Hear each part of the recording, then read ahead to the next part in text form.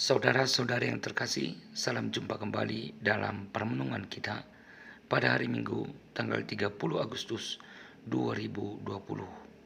Bacaan pertama diambil dari kitab Nabi Yeremia bab 20 ayat 7 sampai 9. Bacaan kedua diambil dari surat Rasul Paulus kepada jemaat di Roma bab 12 ayat 1 sampai 2.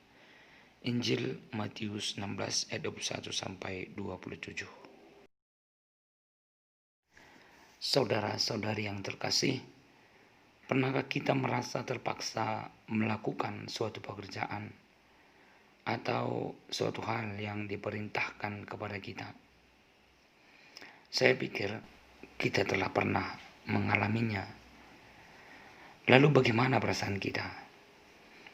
Pastilah agak jengkel, dongkol, karena sudah ada perasaan tidak senang, sudah ada penolakan sejak awal. Tapi para saudara dan saudari, keterpaksaan yang kita alami, jika kita hayati sebagai sebuah panggilan atau sebagai sebuah pelayanan, lama-kelamaan akan kita terima dengan senang hati dan kita lakukan pula dengan tulus hati.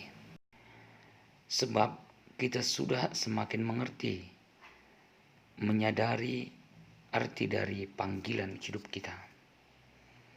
Tuhan memanggil kita untuk mewartakan yang baik sekaligus melakukan yang baik pula. Mungkin kita akan dicela, kita akan dicemooh banyak orang karena kesetiaan kita.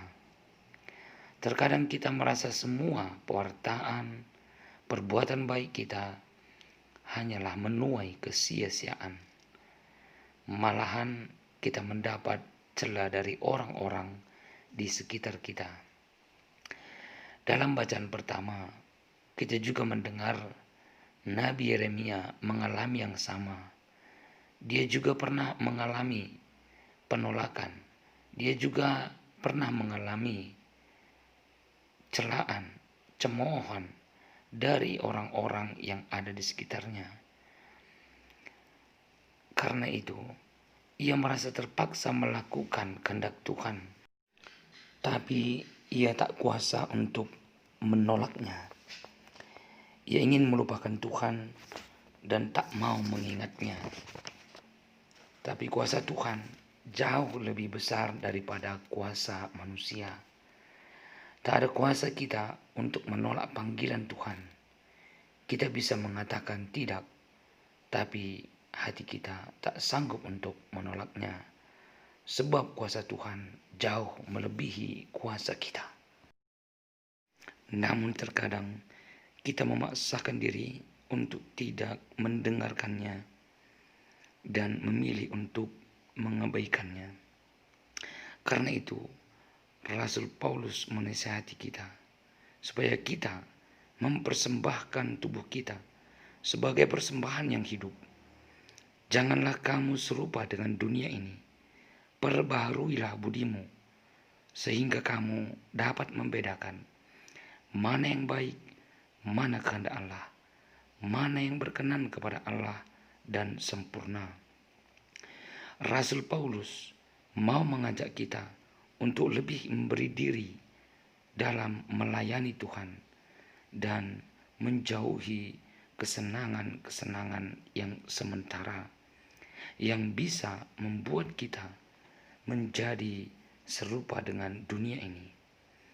Karena itu, Paulus mengajak kita untuk memperbaharui diri secara terus-menerus, memperbaharui budi kita agar kiranya tidak hanya mementingkan keinginan tubuh kita, tapi cenderung memikirkan apa dan mana yang berkenan kepada Tuhan. Meski dunia menganggap kita bodoh, dunia mencemooh, kita tetap mampu melaksanakan apa yang berkenan kepada Tuhan dan menjadi lebih sempurna. Dan dalam bacaan Injil kembali ditegaskan oleh Yesus kepada kita apa yang paling penting dalam hidup kita ini bukan apa yang dipikirkan oleh manusia, melainkan apa yang dikehendaki Allah. Pikiran kita manusia memang selalu mengajak untuk bersenang-senang, menjauhi penderitaan, dan hidup dalam kemewahan. Yesus berkata kepada murid-muridnya, "Setiap orang yang mau mengikuti aku harus menyangkal dirinya, memikul salib dan mengikuti aku." Penyangkalan diri menjadi syarat mutlak untuk mengikuti Yesus. Jika kita masih lebih cenderung ingin memuaskan keinginan kita, maka kita belum layak menjadi pengikutnya. Karena itu, mulai hari ini, marilah senantiasa menyangkal keinginan-keinginan tubuh kita dan berusaha terus-menerus melaksanakan kehendak Allah atas hidup kita.